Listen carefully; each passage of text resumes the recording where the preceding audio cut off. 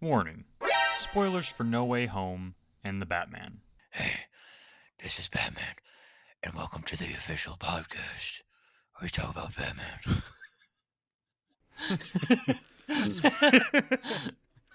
Hello and welcome back to the J&Z podcast. My name is Jason Van Ort, And I'm Zeth Makala. and today we're joined by our very special guest, Trenton, who lovingly accompanied me to the movie theater, not once, but twice, to see The Batman. It was definitely loving. Hi, I'm Trent. He's no one special. He's just my friend, so. I'm special ed. if Hey, what that about counts me? For anything. No, shut up, Zeth. No one likes you. This is the J&T podcast now. Oh, is Sorry, it? buddy. Yeah. Oh, am I the you just got special hijacked. guest now? All right, sounds good. So yeah, we're just we wanted to kind of dedicate this this episode to reviewing The Batman because let's be real, it's such a good movie. And we kind of have a few questions planned out, and we just kind of wanted to talk about it. You want to take it from here, Seth? Yeah, so this movie, I wanted to get everybody's opinion of Batman in general and where you are with the franchise. So, for instance, Jace, how familiar are you with Batman and the previous movies? Like, have you watched every single Batman movie up to this point? You know, read This any is of the the comic first books? Batman movie I've ever seen in my entire life. I'm not even joking. I saw Justice League once. That was it. Well, to be fair, Justice League wasn't worth watching more than once. I couldn't get through the first 5 minutes of Justice League. I saw his It was lip and I horrible. checked out. It was bad. I think the first time I watched Justice League, it was the $5 movie because it was out so long. I had the entire theater to myself, and I was so bored that I just ended up jumping around seats until the movie was over.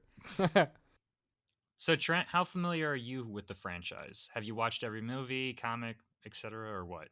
So, believe it or not, I am an expert when it comes to the last movie that I just watched on Batman.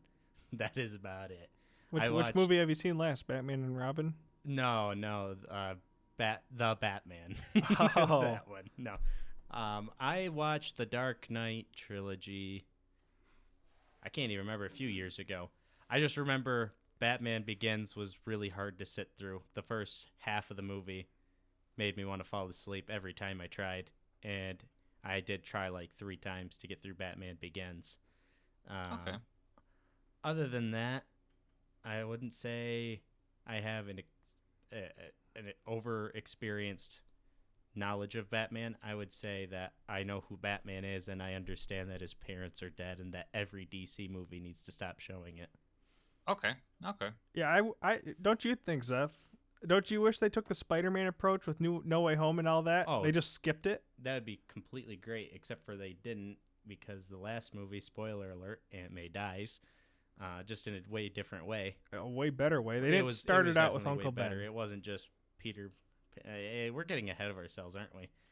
You got your hand raised, Zeth. Yeah, it's I You gotta wanna raise my comment? hand. No, I'm surprised that like either one of you isn't very familiar. I know you both are Marvel movie fans, obviously, I but like Marvel movies. Yes, I do.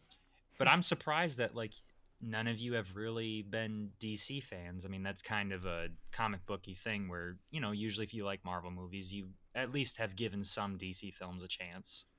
I've definitely given them a chance. I wouldn't say they're good. Yeah, that's but- the problem. They're not giving us a whole lot to love here. The other thing is, I've never really been into comics. If I got into them now, it'd be one thing, but I've never like sat down and read an official comic outside of the Venom. Oh, yeah, I guess Venom when I went to go see the movie when it came out, and that's about it. But even then, I don't think that was official. But Okay. I overall, DC is okay. I played DC Universe Online. That's about my knowledge of DC. I think it's a little darker than I care for most of the time. Yeah, I definitely agree with you guys. I come from the complete opposite where I've read the comics, I've watched all the DC movies you can think of. But I'm with you 100%, Trent and Jace. I'm not for the total darkness that they do. Like the Dark Knight trilogy, it's, you know, considered one of the best trilogies of all time, et cetera, et cetera, et cetera. You know, I'd greatest. say it's okay. It's Yeah, nowhere that's- near Shrek. The Shrek trilogy. But We I'm don't count the totally fourth with one. you. I think those three movies are so overrated, and they're good, but what consists of a good movie to me is how rewatchable it is. Like, how many Hmm. times can you rewatch it? Because if it's one of those movies where you watch it, you put it on a shelf, and you don't touch it in 10 years, is it really that great? I personally am of the opinion, I don't know necessarily that far because I don't rewatch a lot of stuff, but I think of a good movie or at least an interesting movie when I think about it afterwards. I liked No Way Home, for instance, Spider Man, but I didn't really think about it all that much afterwards. But I still think about the Batman from time to time, just certain things I thought were really cool, and they're just kind of. That's a lot because you don't think much at all. No, it's got a special place in there or something. I don't know. I would say rewatchability for the Dark Knight trilogy is I watched it, I want to say, like I said, 2-3 years ago or so. I would probably watch it again because I don't really remember them all that well outside of like Heath Ledger's a good Joker and the boat scene. And that's about all I can really recall. I mean, I guess Bane was cool, but nothing really stuck out to me. It was just a good action movie. Whereas, like, I guess this last Batman movie, it kind of reminded me of a dumbed down version of Saw almost. It was like a mystery the whole time of who is the Riddler. And I guess you'll ask more questions about that later, but that's my 2 cents on it. Okay. So we're all in agreement that it was the new Batman's definitely a recommend and it's good. Yeah, It is the best Batman I've ever seen. I think honestly, if it was to follow the Dark Knight trilogy, you could easily classify it among the same kind of movies. It gave that same feel of the grittiness, but it also just felt like a good Batman movie. This movie, when I finished watching it, because I watched it yesterday, unlike you guys who've had a little bit of time to digest it more, you've watched it twice, you've Multiple had seven, watchings. yeah, you've had a couple weeks to watch it. Um, I liked this better than Spider-Man. I I think you're honestly dumb. 100% did. I liked it more than Spider Man 2. Really? No Way Home, yeah. Really? It Because made more sense. No Way Home for me was great in its fan service. Like these were characters. Yeah, I guess you're right. These were characters that were coming to life that I've wanted to see like since I was little. When Andrew Garfield came on screen, I was like, "Oh, they should do like a Spider-Verse kind of where like all the people come together and they have a trip." I And they did agree. that with the cartoon, but then they did it in the live action sense, and that was great. But this movie for me was the encompass of everything together was just so well done. So with No Way Home, you've got great fan service and some great cinematography in there and some great fights. But this movie for me was the better one as in terms of its cinematography, its score, its story, its some of the fight scenes I just absolutely adored. The Batmobile, when that part hit, I just had the dumbest smile on my face when it started up. It was super That cool, was and the pretty cool. second time even watching it, I was like ready for it. Smile on my face the second I Well, noticed it. I think the second time it was because you knew it was coming. The first time it was like, oh, cool, Batmobile. But then that car scene right after the chase, when I saw it the second time, I was like, I'm about to watch the coolest chase again. Yeah. It was just sitting there revving, and it was sweet. And then the whole chase, and then the ending. My gosh, he's just in the flames, and he's just Yeah. walking towards them. Yeah, now Oh. that I'm thinking about it, I would agree. You're right. It is a better fan service type of movie for No Way Home. And if I'm really thinking about it as like a standalone movie, it was an okay movie in general. I think it was a great I would have Spider-Man to say movie. Batman was a good reboot. I think it was a great Spider-Man movie, Yes. but it was probably the best Spider-Man can be.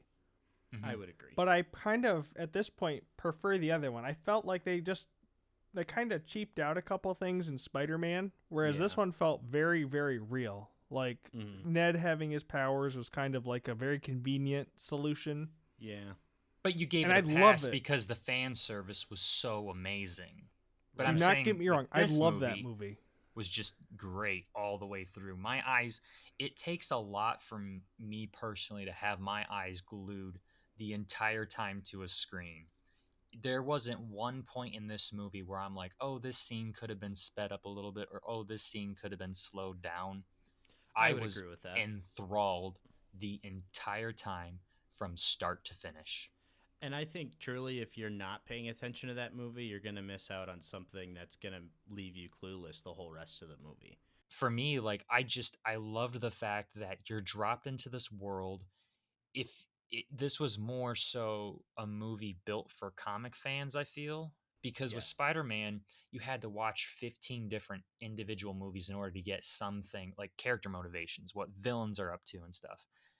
With this one, you just need to know like a few things from Batman. Like, okay, parents, they died. That's it. Parents dead. Parents dead. That's it. And don't get me wrong, this movie has its faults. I did not like Bruce Wayne. I didn't. There was a couple people that I wasn't a big fan of. I wasn't a big fan of Catwoman, in all honesty. I don't No. think she added a whole lot to it. I think I would agree with that as well. Bruce Wayne in DC in general, Batman, Bruce Wayne, they're two different identities, but that's kind of what makes Batman Batman, is that he's able to live that double life. He has to live that double life in order to keep his family image up and whatnot. In this movie, he couldn't give crap less about his family image. No, it felt like it was the same person. He Whereas was- the normal Bruce Wayne, he's like a philanthropist or whatever you call it. You know, he's just like very charismatic, whatever. And this one, He's just an angsty teen. yeah. I was like, if that's what they were trying to go for, and they were trying to make him an angsty teen, that's one thing. I think they were. But maybe that is what they were doing. Maybe he was like a 18, 19-year-old kid. And maybe in the next movie, because they obviously set it up, in this movie they set him up to be vengeance.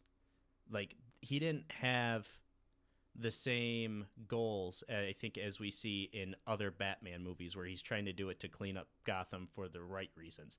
In this movie, they had him cleaning up Gotham for vengeance, and that's how he had actually addressed himself. He didn't address himself as Batman when he talked to the people who asked who he was. He said, "I'm vengeance." So I think this is just me throwing ideas out, but maybe they go on it further and may make him more into the Batman that we know, and maybe he does start caring a little bit more.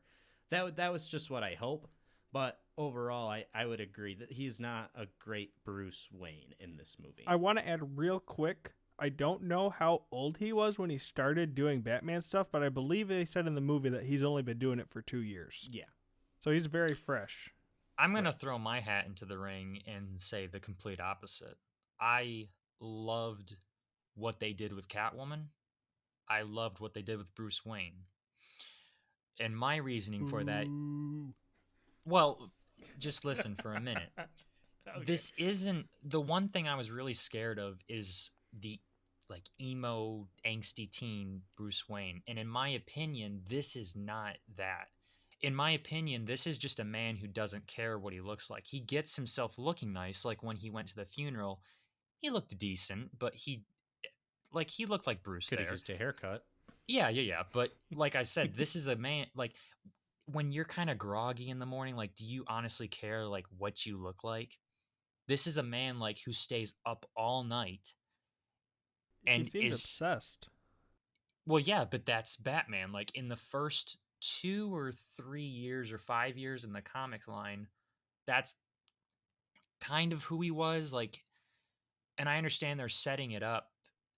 So I think in the next one we're gonna see, like you said, Trent, like the more of the billionaire philanthropist playboy. Right. Bruce. Yeah, because that's kind of like what the whole point was. Alfred would say that is like, you got to keep up appearances. And at the end of the movie, he admits, he's like, something needs to change. Like, I'm not doing this for the right reasons. And I feel like which is what I also liked about this movie, is that it showed growth. His character showed growth. It wasn't just like, I'm right, I am the good guy, and at the end of the movie, my values are still the same. It showed character development, and I think that's going to translate over into the next movie. My point on Catwoman, though, real quick, because since we were talking about Catwoman, I think Catwoman was not a great Catwoman either. I think they did her a little dirty based on the daddy issues that she had. That was a little weird. The fact that she had stormtrooper aim when she went to shoot Falcone, also very lame. She beat up one guy in the beginning and one guy in the end, but every other fight she could lost. Fight a bunch of people, and even in other shows, she is seen as like a very like nimble person. Like she's able to do acrobatics and such. And she fought like that, but she lost even every time. When she was coming out of the apartment, she was like hanging off the rafter and coming down off the stairs. And I was like, okay, the goons for Falcone, she could have easily taken them. And instead, we see her getting beat up by not just the goons, but also Falcone himself. And in that case, really, like, if she's the Catwoman that we're supposed to believe is Catwoman, she should be able to. He's just an okayishly fit 60-year-old man. It should not be so one-sided. Like, I would get it if she still lost the fight after a good fight. But she didn't have a good fight. She got like one good punch in, one good kick in or something. And then she almost got choked out. Get laid out. That was my problem. I don't mind any of that. I think I was able to overlook most of what I didn't like about Cat. Like there's one line with that Catwoman says, I just was like kind of like, really? You didn't need to insert that. The main problem I had with Catwoman and Batman was their chemistry was kind of off for me. Like, I think when they were fighting and when they were going against each other, that was great. Anytime they were talking against each other, but when they were kind of like, I don't know, like at that romance? end, yeah, like the romance just was like so forced. It was a little forced, but at the same time, that they definitely needed to do that better because yes, it was forced, but that's kind of how their characters are usually portrayed as like this little naughty relationship, like it's a forbidden relationship almost. To a degree, but it didn't feel that way to me. No, right. This just kind of felt like two strangers met and Catwoman just came really strong onto him, and it was really weird because it's a little different when they portray her as like, because like this, she was like more of an anti-hero, and I really like that portrayal of a character being an anti-hero instead of just a villain who's only like tricking Batman into getting her way. She's working with Batman in this, not just to deceive him, but she made her motives very clear. Like, I'm looking for my friend. Like, she didn't like lie to him and whatnot, like she is portrayed in other movies or games or media. But I did appreciate that about her character. Yeah. So I don't know. When it comes to me, I didn't mind any of that. I just that was the one nitpick I had about the movies. Just the romance felt a little off to me, and that's like it. But let's start the very beginning. Let's actually go through this movie and pick it by scene, and maybe we'll come up with some more stuff we liked. So, what did you think about the first 20 minutes of this, Jace? And then that was like, it starts out with the Riddler killing the guy, I think. And then the subway scene, or did it start with that? It started with the subway scene because it was Batman's monologuing when the movie was first coming in. Okay. And then like they started showing the bat symbol in the sky, and then it switched over to the mirror because it was kind of happening at the same time, but they showed the spotlighting and stuff first. Okay. I think the mayor scene was it did what it needed to do. It was kind of creepy. Like, you didn't really know what was going on. I thought it was a pretty strong start to it, really. And I liked the subway scene a lot. And it really showed you how he was going to be the rest of the movie. Like, when he was just absolutely... Like, I love the way they made Batman fight in this one. Like, his punches sounded hard, like, every single time. And so the guy walks up to him and just, bam, just absolutely decks him, and he just keeps going. Mm-hmm. I like the way Batman fights in this one. And I thought that was it makes him seem really, really strong, and it works. And it just, Trent? I would say a similar thought. Yeah, I like the way that they introduced Batman and the way that his character was set up. But I would say first time sitting through this movie, the very first time, the first 20 minutes were hard to sit through. The second time, I would say it was actually more engaging the second time, because you kind of understood where the plot was going. Whereas, like, the first time sitting through it, the subway scene was cool to set up the character, but they didn't really set more plot in motion that way. So when you're sitting it watching it, you're like, okay, subway scene, yeah, you beat up a few goons. Then you kind of just get called, and all of a sudden you're in this room. The first 20 minutes, it was a little slow, I would say, until they started showing like the actual When like he goes to the iceberg lounge and stuff. right. I think the Iceberg Lounge, in that I honestly kind of disagree with Trent to an extent.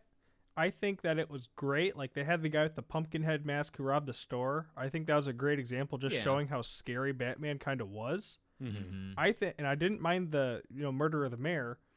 I thought it slowed down a little bit once it got to the crime scene. That's what I'm referring to. That's the part that I thought was slow, was the crime scene. Like, at first, it was like, especially the first time sitting through it. The first time sitting through, I would say the crime scene, especially them walking in and whatnot. That It felt a just- little long. That was long. That was very long. I understand that Batman walks really slow when he's about to beat the crap out of someone in this movie. They showed that a lot.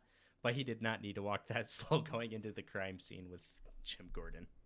I'm going to disagree with Trent and agree with Jace, but I'm also going to disagree just slightly. Coming from watching all the Batman films, I appreciate with this one how different it was, because they made Batman scary in this. Like Riddler, yeah, he was freaky. Like, coming from, I like all those like mystery, like serial killer documentaries on Netflix, and Mhm. Riddler was exactly like that. I mean, he was Oh, yeah. freaky. But Batman, like, there was a few shots in this where I'm like, ooh, that just sent a shiver down my spine. Oh, yeah. A shiver down my spine. I agree. I think Batman was he's portrayed as very scary, and that I did like it. Especially if that's the tone of DC, that's what you want to see. You don't want to see, Aquaman coming out of the water and having a kind of a little relationship feud. You want to see Aquaman being like this cool king of the sea. That's kind of how Batman was portrayed. You don't want to see him being this sissy little boy who like throws a couple punches here and there. You want to see this guy who is trained in multiple martial arts. I believe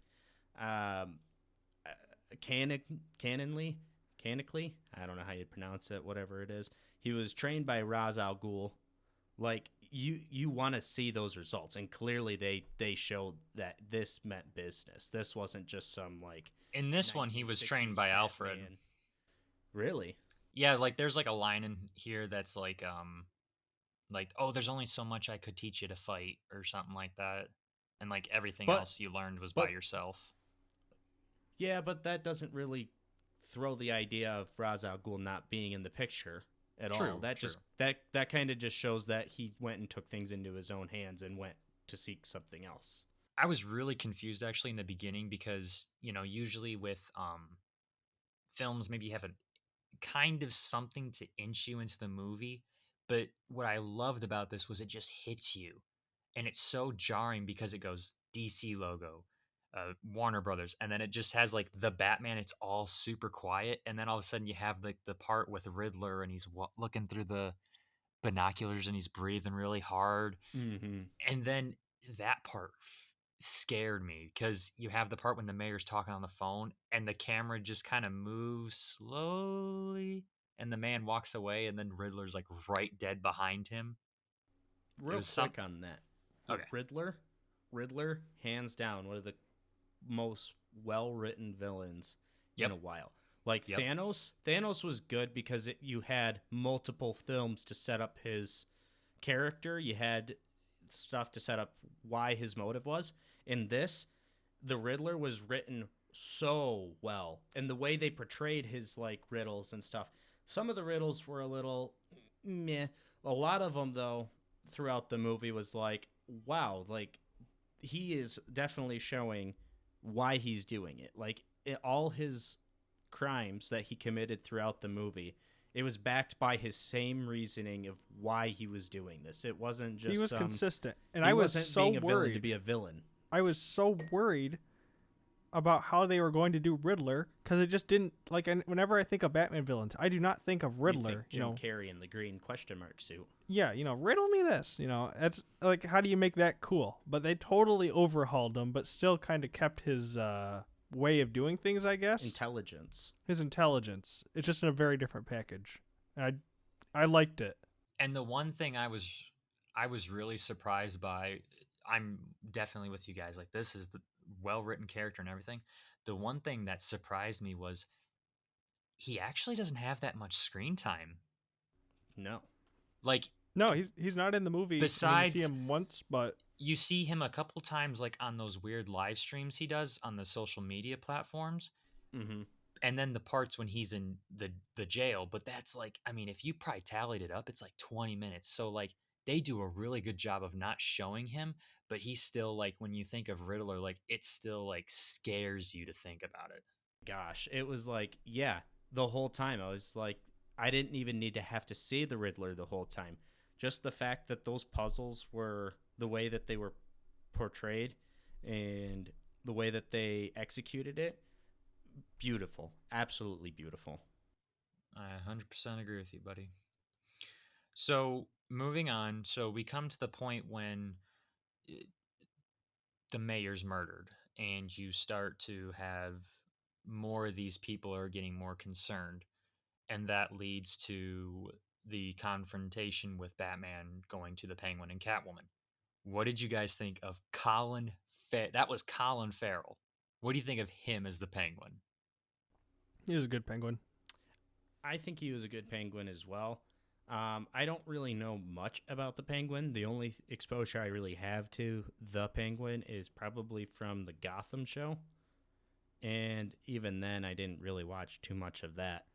But I guess the only other exposure I have was from Lego Batman. So, I mean, It's or just the so, 1960s Batman show. Yeah, it's just so interesting to me how they took the two lamest characters and they turned them into like, formidable people. Right. Like- And I do like that they didn't make him all that like superpower 1960s Penguin. And I like that he was just some You're just a mob boss, yeah, kind a of. mob boss. He wasn't like the top guy like Falcone. Like he wasn't the kingpin, but he was a mob boss, and it was really good. I loved the part when they were just talking, because I mean, Colin Farrell's not like, he's Colin Farrell. He's not like a person you think of when it's like acting, you know what I mean? But Mhm. this, like, he just molded. Like, I did not even like for a second think about that being Colin Farrell. I'm like, oh, this is a character. This is the Penguin. La Rata. Yeah, Yeah, it's bad Spanish. yeah, that was a great scene. Can we talk about the Batmobile again for a second? Yes, Dude, the foreshadowing on the Batmobile. I did not realize it the first time I watched it. The second time I watched it, Oh, and he pulls up? when he's in the Batcave. When he's in the Batcave, Oh. I didn't even recognize it until I like really sat down and watched it the second time. He's like slowly building it. He is slowly building the Batmobile. I don't Oh, know if you know really? if you didn't watch if you don't know much about car parts, if you watch it a second time, when he's in the Batcave, you'll notice it. But they have valve springs, they got a camshaft cover, they have just a bunch of different car parts, like a crankshaft and like just a bunch of like top end engine parts laying around. Like as it was like being built almost. Like he was still building it. that's And when interesting. When they got to the scene, because like I agree, it was probably one of my favorite Batmobiles, but you could tell it wasn't like a very well polished Batmobile either. It was like still kind of rough on the outside. It is a new Batmobile. He literally built it. Like that is cool. It isn't like he just paid money and boom, pretty Batmobile. He has a pretty Batmobile now. Like the Dark Knight Batmobile, very good looking Batmobile, I will say. But it's not realistic if you're thinking about it, and he's just a billionaire who's really intelligent. But that doesn't mean he's good at designing a Batmobile. That's a good way Yeah. to look at it. So it was really cool to see like this was made because with the intelligence he has, he should be able to create a really good engine. But the Batmobile itself looked like it came out of Mad Max, and it was cool. It was super cool. And before we talk about it, real quick, I think that was a great Batcave. It doesn't Yes. make sense to have the humongous ones that he No. always does. This one was just like in a cave somewhere. Yeah. And it had some cool stuff in it, but nothing. It was still an elevator into his mansion, but I mean, other than not having like a massive space for all your toys. It was like, yeah, it's his like workshop where he works out of. I hate to interrupt, but the one thing I did not notice, and my friend pointed out, he doesn't live in a mansion in this movie. He lives in Wayne Tower. Oh, that's true. Yeah. Wait, Because why is it so gothic then? because I don't know that reason, but I didn't notice, but his Batcave is in the subway, and that was under Wayne Tower. And if you watch that little part when the explosion happens, you see Wayne Tower going. Yeah, that I saw that. I just didn't think about it. I Yeah. guess. I didn't even think about it either. Yeah, that's really cool. But yeah, I just want to bring that up. We can, yeah, the Batmobile though. That was the best. Did we already talk about the Batmobile? We just did. No, wanna like the talk about whole more. chase scene. Okay. Just the coolest car chase scene I've ever seen in my entire life. Oh, that was so cool. I really loved when the Penguin thought he had him dead. Yeah. And he was like, I got you. And then just a moment of silence. It was a very quick moment of silence. Then you just see the headlights coming out of the flames and then the engine noises. And it's like, oh, yeah, that is cool. I liked him flipping his Alfa Romeo. That was Yes. super cool. When he flipped and then it cuts to and the then it outside cuts what to it his really boots. looks like. Boom. No. Boom. Even after that, like Boom. before that, it was like you saw him flipping in slow mo, and you're like, oh, he's flipping. But then you see it in like real time, and it's like crashing all over the place. Yeah. And then as he's walking towards the car, like That if was I was the cool. Penguin, I'm thinking, oh man, I just got flipped like 20 times. But then I'd be crapping myself looking at those boots coming at me. And then the way he kind of just bends down and peeks at him like, are you done yet?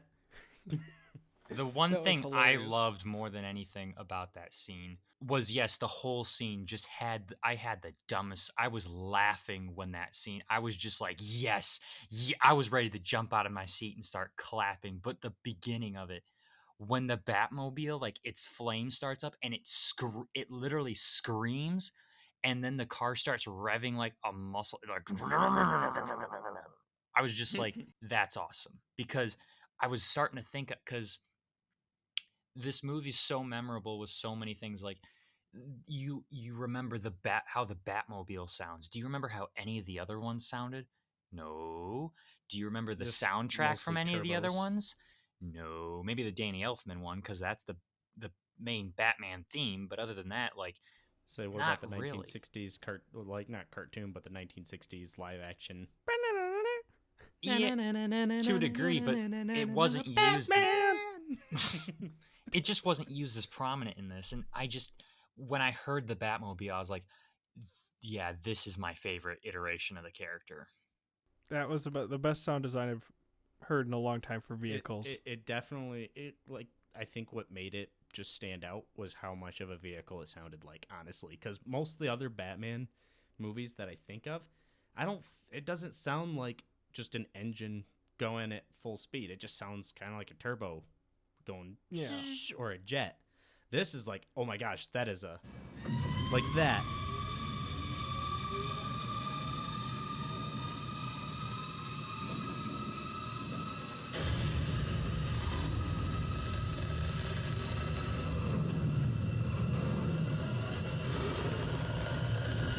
So good. So what did you guys think about the whole funeral scene? You know, it's the mayor's dead, they're at the funeral, and the car bursts into the building, and it's the guy from the club last night. I thought that was a pretty well laid out scene, and it made me more intrigued for the mystery, but I also feel looking back that the mystery wasn't all that. Like, I get the secret was like massive and it would have had ramifications, but I wish they did a little bit better job like explaining it to why it's that severe and why he was willing to just die instead of releasing the info. Because they would have killed him and everybody he loves.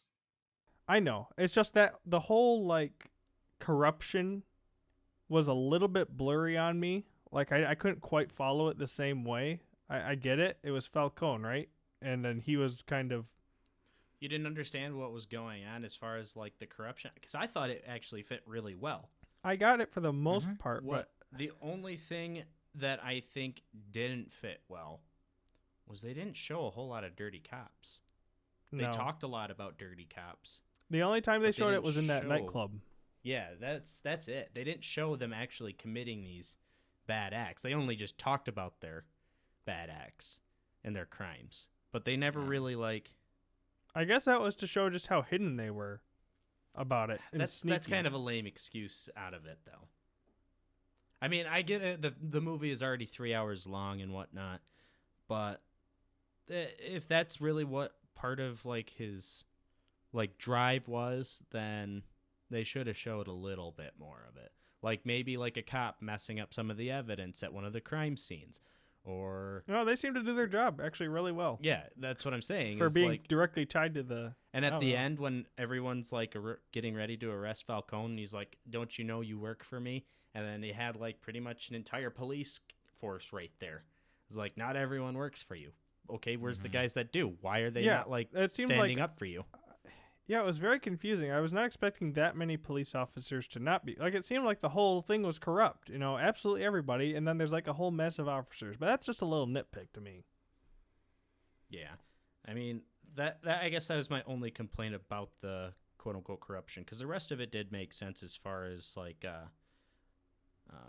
the orphanage thing with the media, like only focusing on poor Bruce Wayne with all that money, but not all the orphans where one baby would die every month from the cold or having to share 30 to a room or something like that.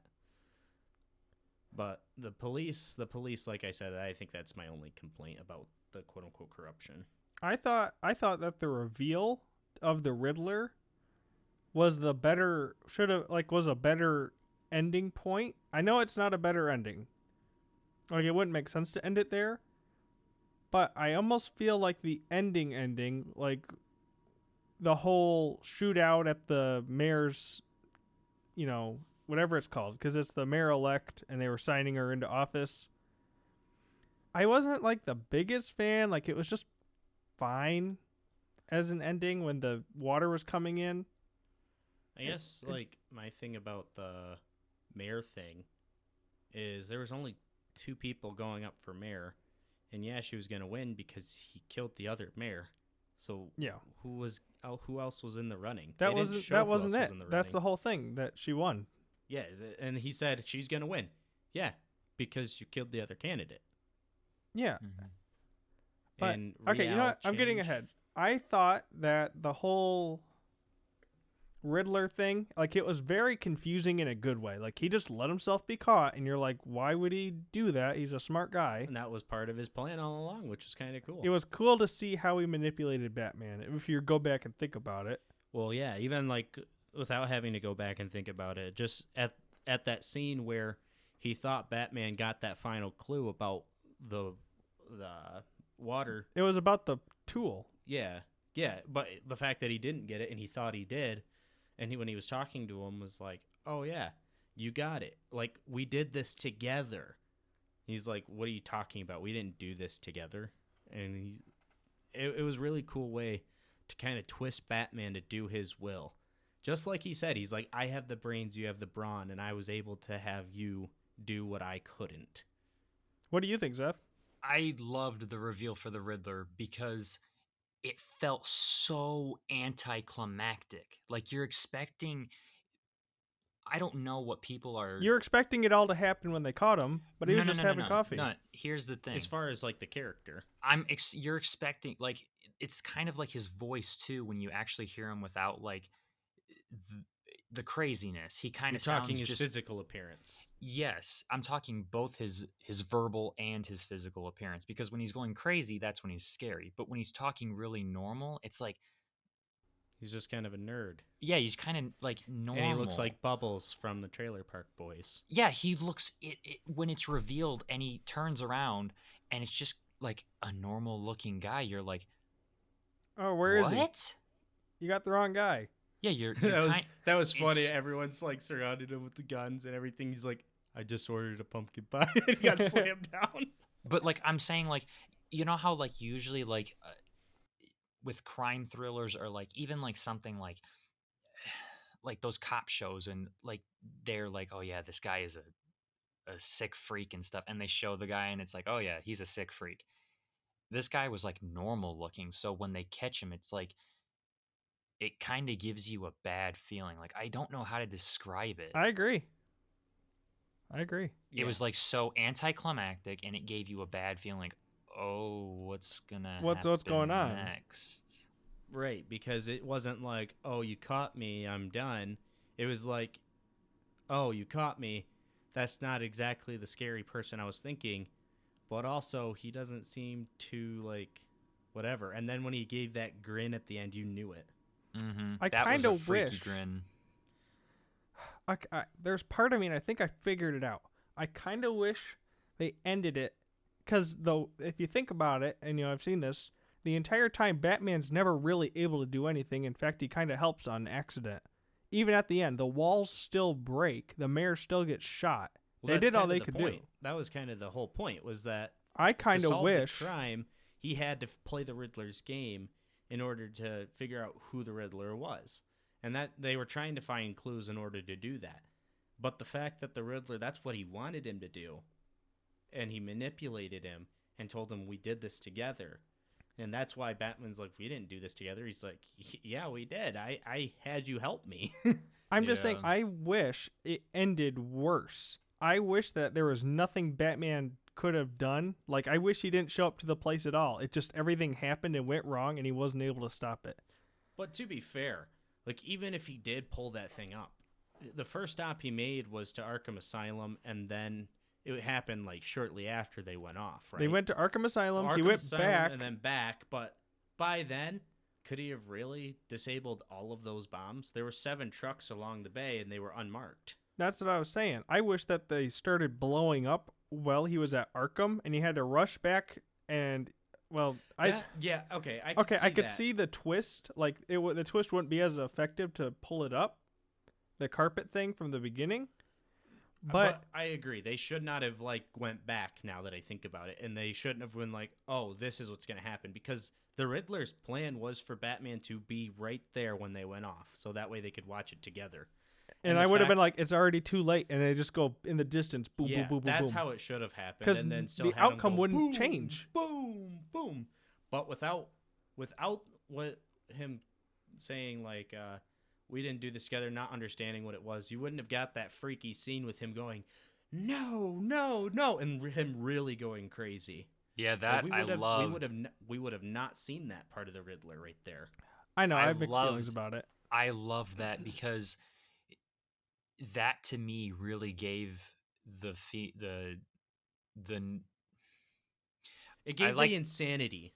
yes, because it was like a child throwing a fit. Yes. And it was when he was like, no, like a con situation, it freaked you out in the theater. Like when he yelled, and it was he's going crazy. breaking the microphones and stuff, you know what I mean? Yeah. I just, like, if I were to have written it, and I probably would have been worse, and this is probably wrong, I would have probably written it to where they were able to have a more substantial, like, they finally got something on him, even more than what they had. Like, it was just like, oh, he shot him up there, and then they just ran down the street. That was it. They never, like, mentally got ahead of him. I would have liked, like, if I have my ending, Riddler, like, pretends to slip up something. I know that's the way he did it, but it's like, oh, they got him now. But in the end, it was his plan all along, and it kind of was that. You know what I'm saying? Yeah. The only thing I wish that they would have written better, now that I think about it, is kind of like what you said, where he's there. I think that he should have still had his fit because he realized Batman didn't get it, but he also shouldn't have had time to go back. He should have had that time to be like, oh, you didn't understand.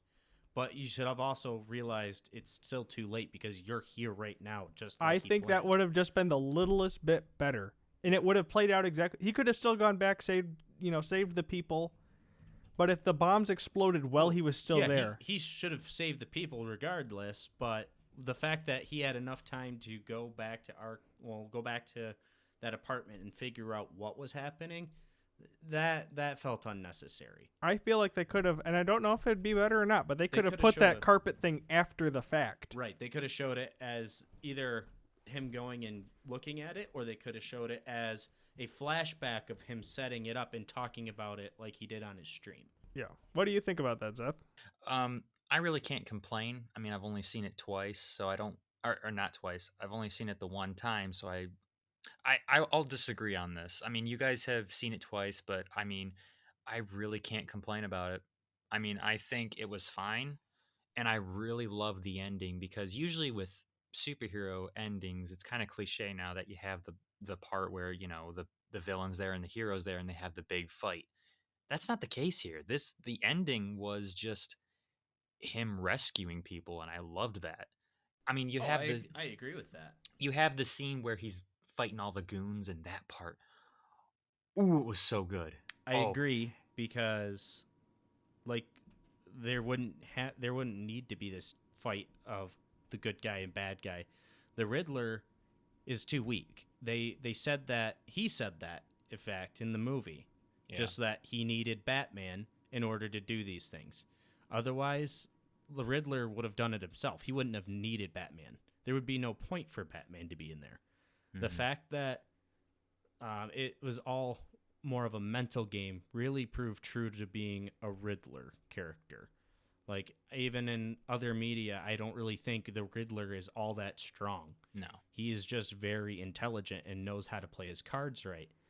And that's what makes the Riddler a really good Riddler. And I agree with the ending. Him saving the people was the best ending that a Riddler main villain could have possibly been. Yeah. One of my favorite shots in that whole movie was near the end when he beats up all the goons. And it's Jeffrey Wright's Jim Gordon. He's holding up the gun at the place. And that's when all of a sudden you hear boom, boom, boom, boom, boom, boom, boom. And like all the bombs are going off. And Batman just drops. And then that's when the smoke comes in. And there's this really awesome scene where there's like 3 guys and they all have an assault rifle. And Batman takes the first one, like shoves it up towards him, and then whips it around and just clobbers someone with it. I loved that. I also loved one major key factor in that last like goon fight. Batman gets shot and it does a lot of damage to him. He is literally laying on the ground, cannot breathe. He could barely hold on. The fact that Catwoman, another like writing flaw, that Catwoman could possibly pull up Batman, but can't fight Falcone. But that's one thing you anyway, can besides look over. That's besides the point. You can look over it. The fact that he was shown not to be like this immortal human that is able to take bullets like he was the rest of the movie, there was still a weak spot. And the only reason he was able to get up was from that huge shot of testosterone or whatever the heck he injected himself That with. was Venom. That was Venom? That was the stuff theorized. That was the stuff that Bane gets super like agiled with. See, I understand Venom, but I guess they never really showed. No, that was not. That was No, it's not foreshadowed. So I only took that as like an estrogen shot. I thought it was or something. adrenaline. Adrenaline, that's what I mean. Estrogen, not estrogen. But no, an adrenaline shot. Yeah. That's another really good shot. I might be misremembering it, but that whole scene when he gets shot with that shotgun at point blank, it's all shot from that person's perspective. So you see Batman just brutalizing somebody right in front of him, and the guy's like fumbling with the gun, and all of a sudden Batman just walks toward him really fast, and he's like, yeah. What I really thought was cool about that, especially after the adrenaline shot, was like it showed that he still didn't have the self-control, especially at that point, being so hyped up that even he couldn't control himself. It literally took Jim Gordon going over there and trying to stop him. Batman almost because he was wailing on this guy. Batman almost wailed on him too, just because in that mindset, when you are in a live or die situation, your brain isn't going, okay, I'm going to stop hitting whoever's near me. It's, I have to protect myself at this point. He was on his lifeline right there. Yeah. That was cool. I loved that scene too, because he's brutalizing the person, and I love the setup of it because you see how bad he's punching him. That's the first setup. The second setup was when it shows the shot with his mask on, and it just shows his right eye or his left eye, and it's like really red. And then the payoff is when he lifts up the mask and his face is like all like messed up and purple and bruised.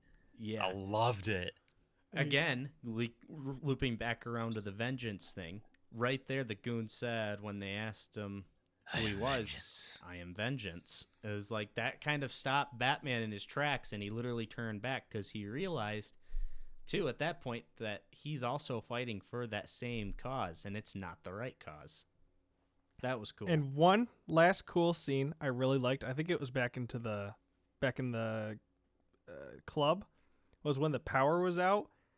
And he's starting. Yeah, that scene was so cool. And all the guns are the only thing that you actually. He's catch just slowly getting glimpses. closer, and it's just the It's guns like one from of those him light beating on him. shows that like they have the flickering lights, and you're like moving really fast, or it appears that you're moving really fast. That was so cool. That was a very good scene. Cool. I also loved it when, I think it was they were fighting inside the club, so like there was a lot of like flashing lights and stuff, and it was all red, and it was just like. And Batman's just wailing on people as the red is getting like faster and faster and faster. There is so many shots. I mean, like, it sounds redundant to say because I bet everybody has said it up to this point, but there was just so many scenes and shots that like it felt like it was ripped right out of a comic book. I have one final question. What did you guys think of the Paul Walker exit for the Batman movie? Jace might not understand this. Jace doesn't understand. Okay, so Paul Walker was one of the main characters. Paul Walker is one of the main characters in Fast and the Furious. Yeah, I know. And when Paul Walker died, they had at the end of, was it Fast 7? I don't remember. The one where they don't fly. Yeah, one of the ones they don't fly. It's Vin Diesel, Paul Walker. They're driving and they go separate ways. That was lame. That's the Paul Walker like exit is what I called it. That was boring. That exit, and it went way too long. The other thing, Catwoman drove off way before Batman got on his motorcycle. How'd he catch up? Come on, I'm joking. He's Batman, but he's Batman. Yeah, that was kind of lame. I didn't really care. But I was waiting for it to end. It was cool that like they drove off with the motorcycles together. When they split, I was like, that's kind of unnecessary. But whatever. Maybe it's the last one where she's in it, so it's like for now. She said she'd see him again sometime. So I thought it was. They'll probably bring her back at some point. It was definitely unnecessary. It was cool to see Batman heading back into Gotham. I think that was cool. What's your final thought, Zeth? Nah, let Trent go first. You want me to go first? That's so special. I guess this movie was good. It was probably one of the best Batman movies really ever, well written. Outside of, the Bruce Wayne thing, in my opinion, I just don't think they did a great job with Bruce Wayne. I think he did okay. Like Zeth said, I understand like he's tired during the day, whatnot, but overall, that's not who Batman really was or is supposed to be. Other than that, great Batman movie, solid pickle out of pineapple, Yeah. It's definitely like an 8 out of 10. Jace? I'd go up and say I'd give it a 9 out of 10. I think that by and large, it is one of the best superhero movies I've seen in actually quite some time. Marvel included. Like, the past few have been good, but not like incredible, I feel. But that one, it finally stands on its own, and it does its own thing, and it, for better or for worse, it's that Batman, that movie. And I think it just came together with the different shots they did that were amazing, and I like the story behind it. I thought it was all just very well done. How about you, Zeth? Yeah, I really, really enjoyed it. Like I said, it takes a lot to have a movie glue me the way this one did the entire time. And I cannot wait to see all the TV show spin-offs they have planned for it. Like they have a Jim Gordon TV show planned. They have a Penguin plan. I mean, I only heard about Penguin.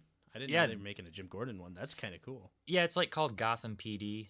Oh, I wonder if they're going to show Barbara in that. That would be interesting. Because that would be very interesting to see Barbara Gordon being like, Jim Gordon doesn't want her in the police force. She kind of becomes Batgirl. That kind of be cool.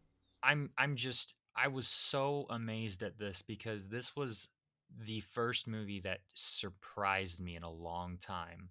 Usually with movies, I can go to one and I can kind of say it's going to be good or it's going to be bad. I'm sometimes not the best at that, but usually you can do that.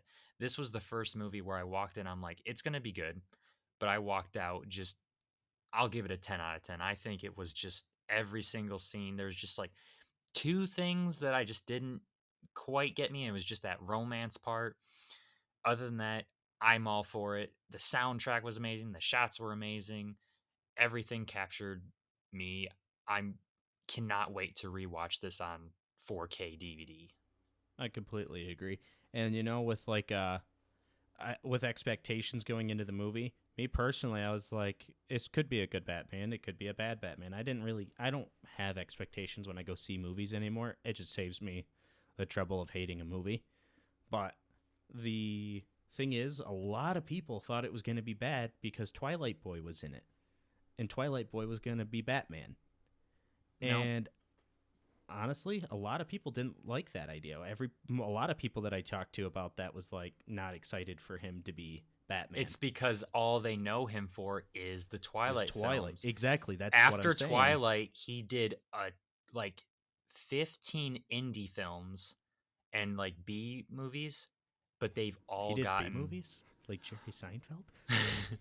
but they've all gotten that positive reception and like all around like he's made himself a well-known actor. Yeah, like it's kind of like a Leonardo DiCaprio situation where if you would have went back then, people only knew Leonardo DiCaprio for his few movies like Titanic, and he was kind of like the Twilight actor. But then he slowly started to see like, oh, this guy is an adult like actor. He's like good. he can, yeah, this is the same Reverse comeback Adam story. Sandler. You're acting like Adam Sandler was ever good. Hey, The Wedding Singer I wasn't love that him, but- bad. Oh, no. All right, boys. This has been a great podcast. It's a nice and long one, but it's a long movie. This was fun. I definitely encourage you guys to come back next time. And this is the T Podcast. Everybody have a good night, and I love you. See you Bye. guys.